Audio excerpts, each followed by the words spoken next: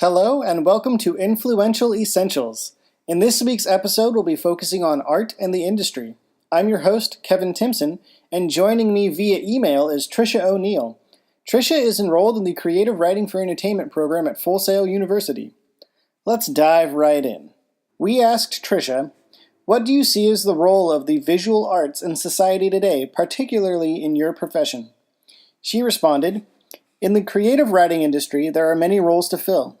Since creativity is the basis of this particular field of work, the writer has multitudes of arenas to wield his or her mighty weapon. Our weapon in this scenario, of course, would be our handy-dandy writing utensil, and make works of art for the masses to enjoy. Game of Thrones is a popular series that has been going on now for 5 seasons, stemmed from works of fiction.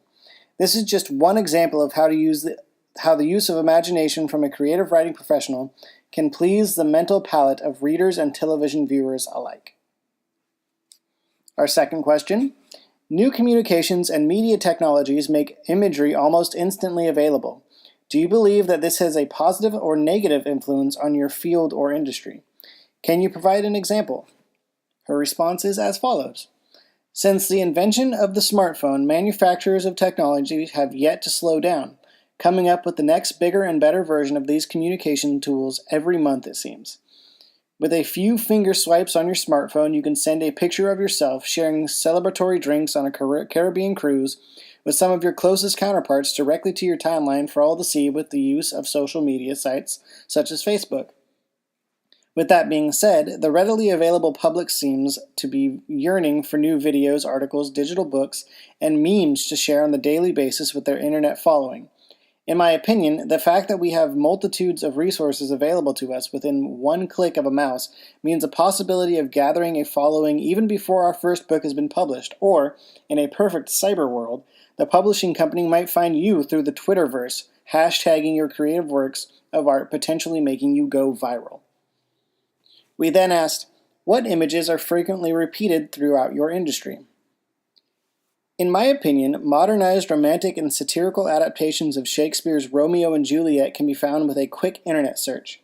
The infamous scene where Romeo is calling for Juliet underneath her window has been overly used in trying to color the lead male character as a hopeless romantic, loving beyond reason, or in a sense, a knight in shining armor.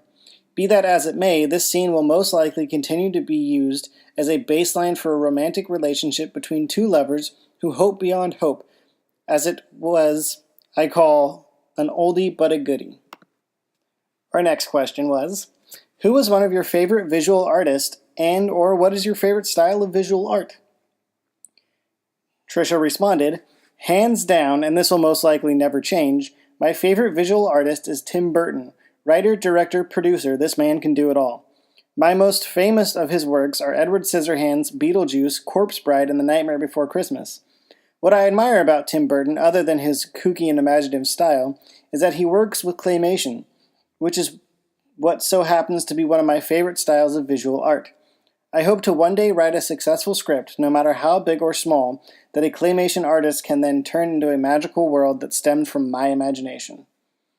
The final question we asked Trisha was, has your knowledge of famous artworks influenced your creative process? She replied, up until this point, I would have to answer no to this question.